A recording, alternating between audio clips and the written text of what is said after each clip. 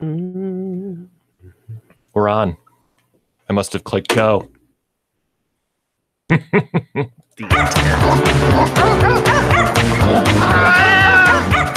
It's Positively Petland Show on Sunday mornings at 9 o'clock, 800 KXIC and KXIC.com, a weekly sit-down with the co-owner of Petland of Iowa City, Ron Solsrud, in studio. Good morning, Ron. How are you? Good morning.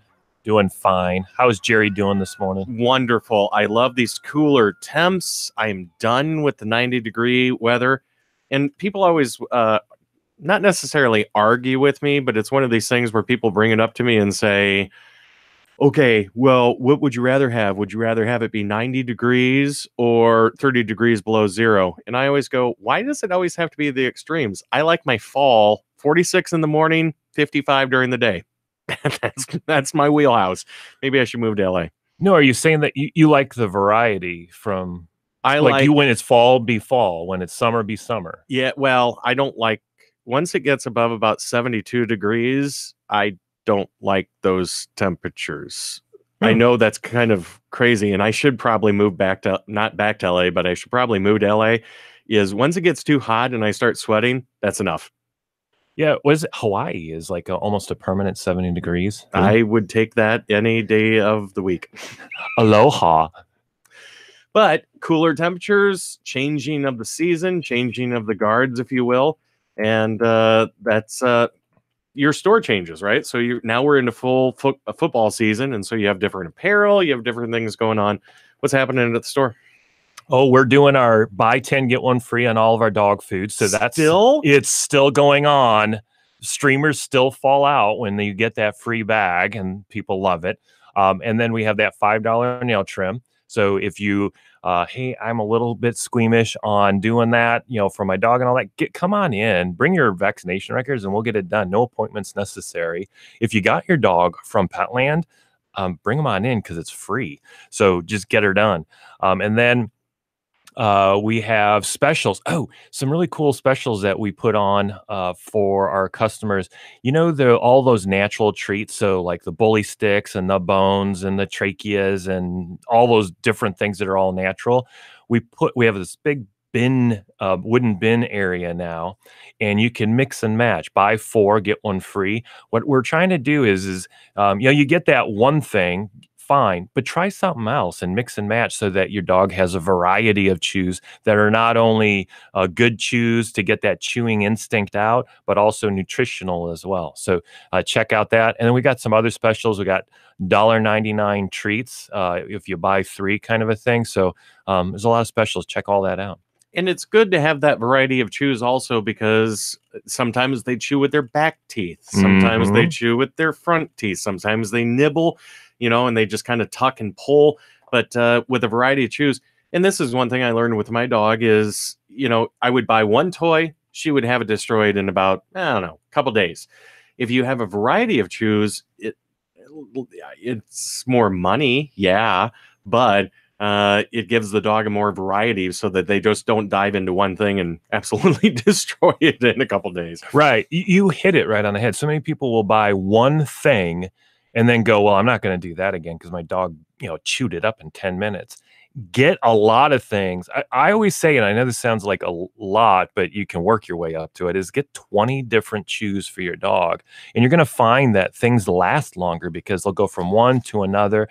They'll find that they were using that stuffed animal thing to get rid of one kind of chewing instinct when, boy, if I had a bully stick or a bone, I would have gotten it out on that rather than shredding that, that stuffed animal thing apart. So get the variety, get a lot, and you will find your furniture is going to be better as a result. Your rugs are going to be better as a result. Their beds are going to last longer as a result by getting all these fun chews for your dog.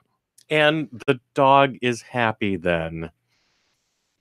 And a happy dog is a happy home. And well, that's wonderful.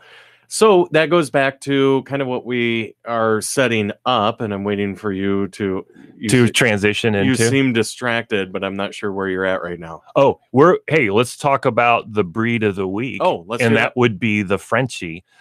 So the Frenchie, getting through this, we have a little Frenchie in the store right now. So if you wanted to, hey, what are they like and all that, people would describe Frenchies as a lazy dog, in that if you play with them for a short period of time, now they're worn out. Now they want to just lay down and sleep, whether it's on your lap or in the bed. So if you're looking for that more lower activity kind of dog owners are saying Frenchies and English Bulldogs are the way to go. So right now I'm just tooling over to the Petland, Iowa City .com webpage, and on the top it has puppy breeds, and so you can research all the different breeds that are out there fairly quickly, because it gives you a nice little snapshot of. It's kind of like a pug. The Frenchie is most closely related. Actually, I think the Frenchie starts off, and then the Boston Terrier is actually closely related with the Frenchie. Okay. And then, but they all have in common, and I say it wrong, so please don't correct me on this one, the aceophalic skull, which means that pushed in nose thing. That's kind of what I was. Okay. So okay. So that's the commonality that you're seeing. I'm not as edumacated as you are. Edumacated? Oh, I don't think I said the right word there, but we'll act like I did. All right. So a little bit about the Frenchie at petlandiowacity.com. Often described as a clown in the cloak of a philosopher. I think we all can kind of going down in the cloak of a philosopher. The Frenchie Bulldog originated as and continues to be used as a companion dog. So this one was developed as a companion dog. The breed is small and muscular and heavy bone structure, a smooth coat. So that means it's shorter hair, but it is a shedding dog, a short face, and trademark bat ears. So they have a little larger proportioned ears, and they usually stick straight up. Prized for their affectionate natures and even dispositions, they are generally active and alert, but not unduly boisterous. Frenchies can be brindle, fawn, white, and brindle and white. So a bunch of different colors. We love these guys so much, we even did a whole blog dedicated to Frenchies, and that's on our webpage. So you can read the Frenchie blog at petlandiowacity.com. So history, lace makers in the 19th century, Nottingham, England, selectively bred the early bulldog for a downsized or toy bulldog for uses as a lap pet. When the Industrial Revolution displaced some lace makers to France, they took the dogs with them. And soon the toy bulldogs became popular in France, where wealthy Americans doing the grand tour saw and fell in love with them. In the late 1800s, these toy bulldogs became known as Frenchie bulldogs. So the temperament, Frenchies are indoor dogs, but require air conditioning in warm weather. While good at alerting their owners to danger, look, the UPS guy is coming, their main role is that of a lap warmer. The Frenchie requires minimal exercise and grooming. So this is an easier dog. They're in that right around that 28, 30 pounds or even a little less. So they're not the biggest of dogs. They are girthy, though. They're a thick dog. And they were bred to be a companion animal. They say apartments are fine. Moderate activity is all that's needed. Thrives in moderate climates, very much like Jerry. So Jerry is a distant, or maybe the Frenchies are a distant relative of Jerry. They like moderate climates. Moderate climates, yes. I do like moderate climates. So, and then they need a light daily exercise, easy care, light brushing, average shedding. So it is a shedding dog is what they're saying. And because it's a little smaller than, large breeds and all that, if you are used to shedding on a large breed, you will probably go, the Frenchie doesn't shed much at all because of just the size of it. So that's the Frenchie Bulldog. Might be the right breed for you. Is it? That's the question we pose. So the AVMA had a nice... Which is what again? American Veterinarian, where is their total? There, American Veterinarian Medical Association. Had a nice little segment on responsible pet ownership, and they had 6 things that they just wanted to bring out. Owning a pet is a privilege, but the benefits of pet ownership come with responsibilities, is the way they started off with. Be a responsible pet owner by making the commitment. So they say avoid the impulsive decision when selecting a pet. And I know I hear about that a lot, the impulsiveness, but whenever I sense it, I then really quickly discover, is this an impulsive situation here, or is this something that's well thought out? So somebody might say, "Oh, let me think on getting a hamster overnight and then do it," and I'm all about it. Let's think about it. But I'll ask them. I'll go, "Is this the first time you're considering getting a hamster?" "Oh no, we've been talking about it as a family for a year now." So the impulsiveness is not a good way to make any pet. But if this is something that you've been thinking about, I think that's a great thing. Select a pet that's suited to your home and lifestyle. I think this is critical. You want to think about, on this commitment side, how long will this pet live? When you are considering a large breed dog, you want to think, okay, 12 years, kind of on the average of how long a large breed, a small breed can get up more towards 15 to 18 years. So make sure, I look at it this way in my own life. How old will I be in 18 years? Do I want to have a pet at that age? So I'm up in years, 53, 18 plus 53, 60, 70, what, 1? Hmm. I don't know if I want a pet at that. I'm not sure, kind of thing. So make sure you ask those questions. I know the child is usually in part of that discussion. So if the child is 10 years old and we're thinking of a dog or a cat or a hamster, do you want this pet to be around after the child is gone? And I think most people will say, well, yeah, well, how much longer? So remember, 18 plus 10, your child will be 28 years old, possibly when for the life of this dog. A hamster is 2 years, a 2 year commitment or less. And so you might say, you know what? I'm not sure what my commitment is on my side as well as my child's side. So maybe a smaller pet is the way to go in that case. So select a pet that's suited to your home and lifestyle, your age as well. So again, are you working a lot? Is this the right thing to do? Keep only the type and number of pets for which you can provide appropriate food, water, shelter, health care, and companionship. So do you have the time? Do you have the space, kind of a thing? Commit to the relationship for the life of your pet. We talked about that. Provide appropriate exercise and mental stimulation. So if your dog is sitting in the kennel for 12 hours a day, is that the right thing to do? So we were talking, Wendy and I were talking about a friend that adopted a child, but the friend is like doing international work and is gone for weeks at a time, and that child then is with the baby. Wait, is this maybe the right thing to do? And everybody's situation is different. It might be. It might be. You are correct. But just think through that and say, am I going to be able to provide all of this and actually get what I was looking to get out of it, of the situation as well? Properly socialize and train your pet. We talk so much about training on this show because training is so important. And I think the biggest thing that training is important with you and your pet is that relationship. The more you train, the more you're communicating with your pet on their level. So the more you're engaging and all that. So training is really, really cool.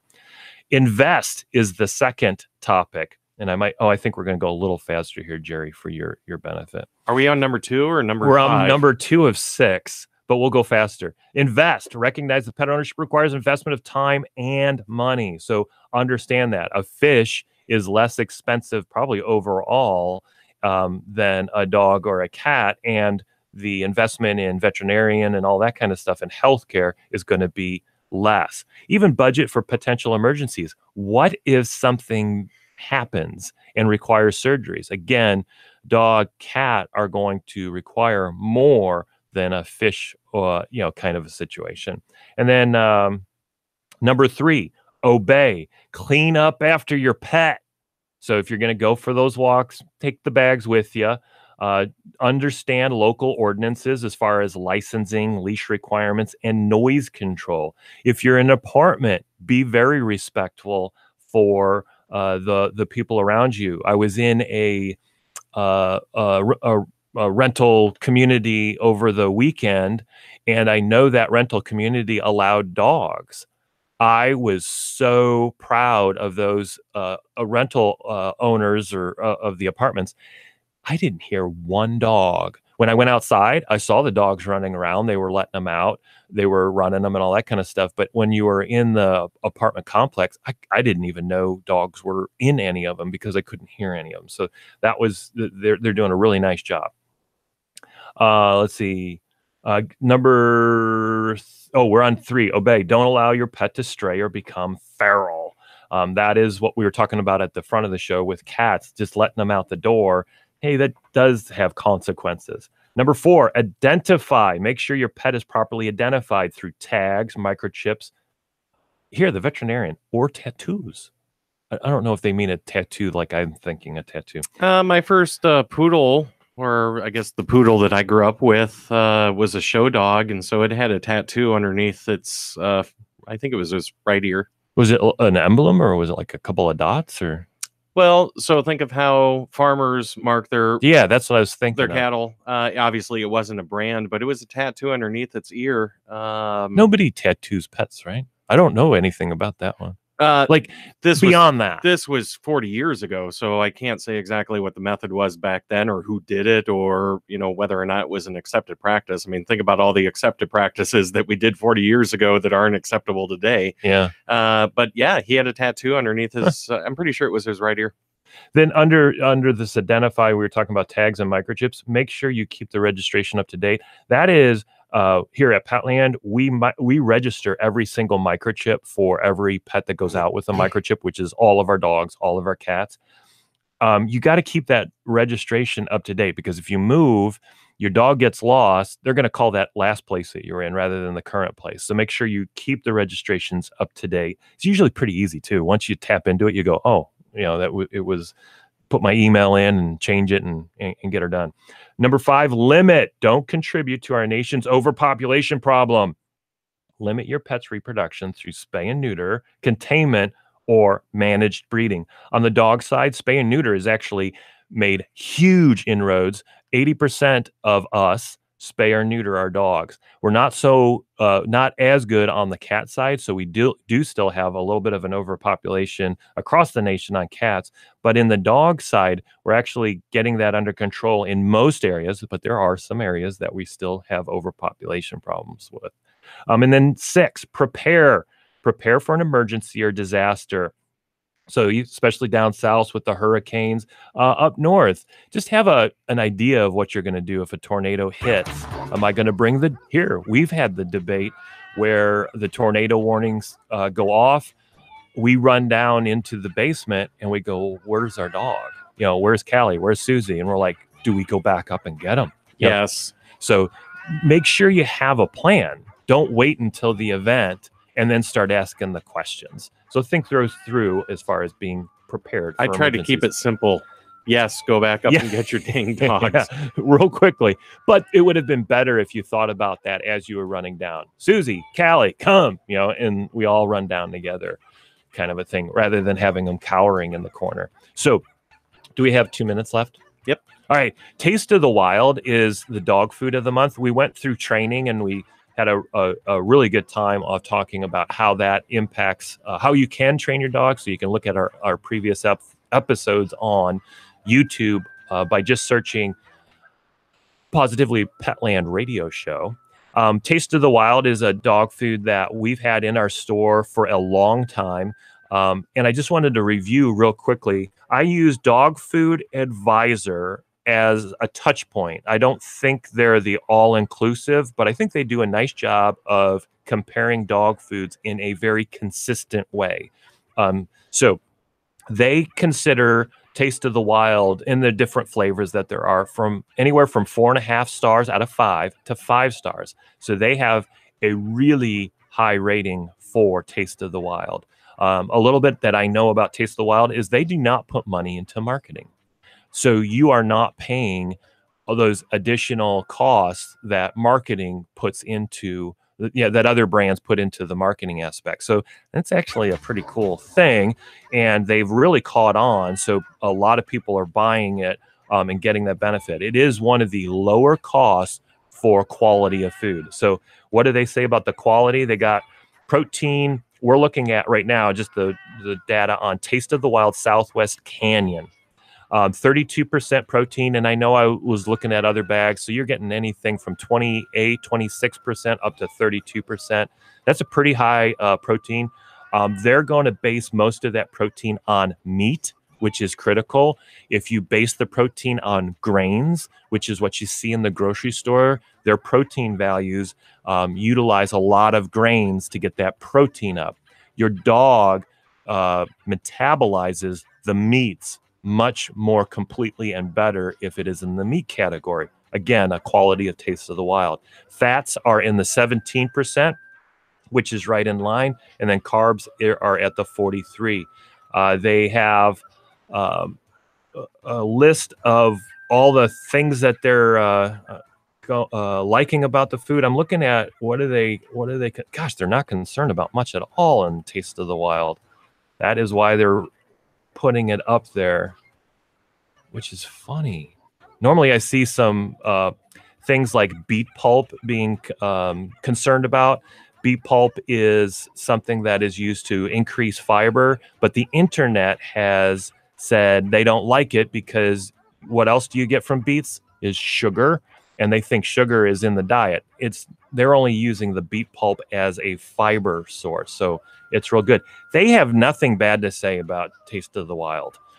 So Taste of the Wild is something that if you're considering bringing your dog food up a notch. So let's say you're feeding something from the grocery store and you're like going, I would like to do something better. Taste of the Wild is a great choice because it's going to be a lower cost on the high quality level. And you're going to feed less. You're going to pick up less as a result. You're going to get a good protein source from the meats that they put in there. You can even change the variety of the meat source by changing this bag of Taste of the Wild to that Taste of the Wild over time. So it's a good brand to look at. And then we have that all on our buy 10, get one free program on top of all of that. So also our prices right now, we're at $42.99 for, I think it's a 30-pound bag. In our store, and I think you're not going to even find that cheaper online. So come in, check out Taste of the Wild at Petland, Iowa City. How do we find out more about you? PetlandIowaCity.com, is that right? PetlandIowaCity.com on the internet. You can search Petland Iowa City on Facebook, and we'll pop right up. Like us there, and you'll see our stream of all sorts of information. Or come on and visit us Sundays from noon until 6, Monday through Saturday. Where are you? We're at the We're at the Marketplace Mall across from Lucky's Market, or that new Joanne Fabrics location. We are, if you haven't been to Oyama's, come in and check us out. If you haven't been to Avocado, come and check us out while you go eat as well. So Marketplace Mall. If anybody was to ever transcript our shows, you use the semicolon and the dash better than anybody that I have ever met. Do I do sentence run-ons though? Yeah, it's incredible. I gave you 2 minutes and you went 7.5. So that was a new record even for you. All right. Positively Petland show Sunday mornings at 9 o'clock on Iowa City's news and sports station 800 KXIC. Have a great week, Ron. Thank you, Jerry.